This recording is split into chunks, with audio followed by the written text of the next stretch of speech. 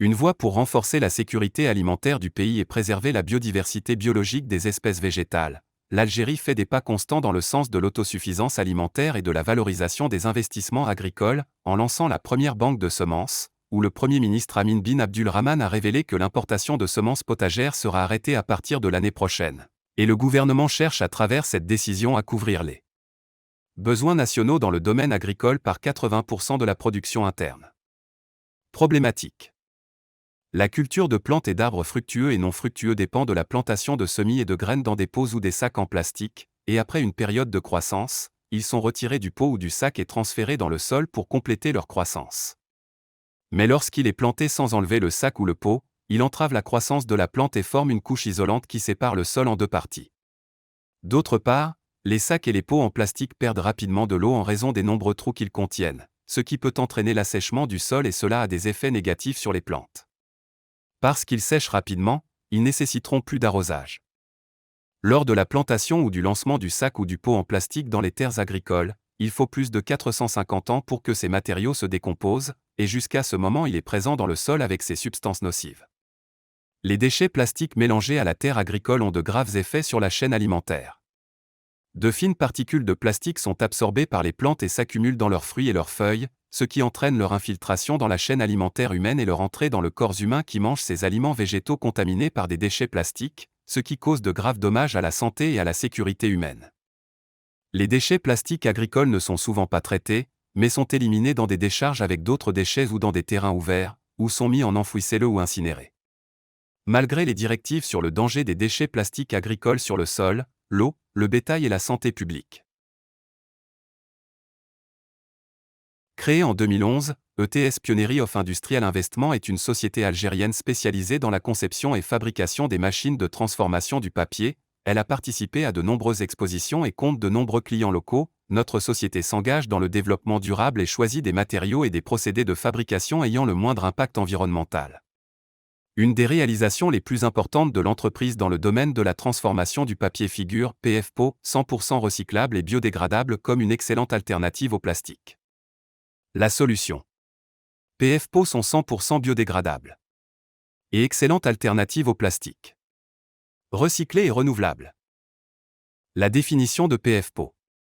PFPO est un pot fabriqué à partir d'un mélange compacté composé du premier composant, qui est à 80% de déchets de papier, qui contient des fibres de cellulose extraites de fibres végétales, et du second composant, qui est à 20% de fumier de bétail, qui est riche en matière organique, contenant 3% d'azote et 2% de phosphore, 1% de potassium et des bactéries bénéfiques. Tous ces ingrédients sont des engrais qui transforment les nutriments en éléments facilement accessibles aux plantes. Afin qu'ils puissent être libérés lentement du pot sans brûler les racines délicates des plantes. PFPO sont biodégradables, après 3 mois de plantation, ils se décomposent dans le sol et deviennent un engrais organique. Ils sont donc idéaux pour les graines, les semis et le sol. PFPO est suffisamment robuste pour être utilisé comme pot de plantation. D'un problème, puis une idée pour trouver une solution, à l'innovation.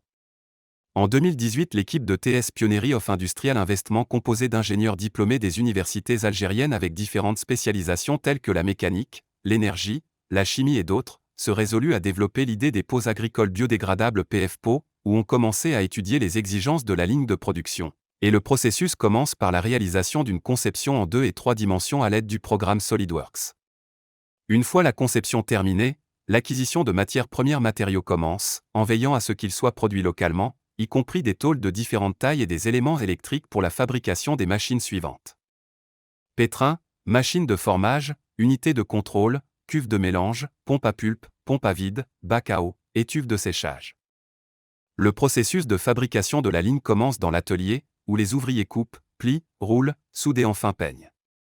Après l'achèvement de l'étape de fabrication, le processus d'installation de la ligne commence. Après cela, le processus de post-production PFPO commence par l'apport de déchets de carton et de papier, le fumier de bétail et l'eau. Nous mettons une quantité de l'eau nécessaire dans le mélangeur et la mélangeons avec le fumier de bétail, et après la fonte du fumier de bétail, nous filtrons l'eau résultant des impuretés et des déchets en excès. Nous ajoutons le carton et le papier dans le mélangeur, puis nous mélangeons l'eau dissoute dans laquelle le fumier de bétail et le carton pendant 15 minutes jusqu'à ce qu'ils se transforment en pâte. La pompe à pâte envoie la pâte à la machine de formage reliée à la pompe à vide pour former PFPO. Après avoir formé les pots, ceux-ci sont placés sur des plateaux métalliques pour passer au four de séchage. Ensuite, il est emballé et envoyé aux agriculteurs et aux pépiniéristes. Après avoir mis en marche la machine PF-PO et fait de nombreux tests sur les pots, elle a prouvé son efficacité et a été certifiée par Enactanaba pour la conformité et l'homologation. Comment utiliser? Semer ou transplanter, remplissez PF-PO avec un mélange de terreau et plantez les graines, selon les instructions figurant sur le paquet de graines, ou transplantez les semis. Nourrir, arroser et fertiliser selon les besoins. Les PF-PO peuvent être arrosés par le haut ou par le bas. Le mélange, papier, fumier, retient naturellement l'humidité. Veillez à ne pas trop arroser, laissez au pot le temps de durcir entre deux arrosages. Empêche l'excès d'eau car s'il sèche, il réduit la formation de spores sur les moisissures. Si possible, laissez de l'espace entre les pots pour maximiser la circulation de l'air, améliore la performance du pot et la santé de la plante. Laissez sécher le pot avant de le manipuler. Les PF-PO sont fragiles lorsqu'ils sont mouillés. Planter, lorsque les semis sont prêts à être plantés, placez le PF-PO entier dans le sol, couvrez et arrose, ne pas casser le PF-PO, les racines attendent le contact avec le sol pour continuer à grandir, casser le pot endommagera les racines et créera un choc de transplantation. Plantez tout le PF-PO et couvrez-le complètement de terre. Profitez. Les PF-PO durent des mois en surface, mais une fois transplantés dans la terre, les pots commencent à se dégrader et à améliorer la terre agricole. Les racines pénètrent la paroi du PF-PO, éliminant le choc de la transplantation. La croissance sans frein des racines assure une plante plus saine et plus forte. Le marketing de PF-PO.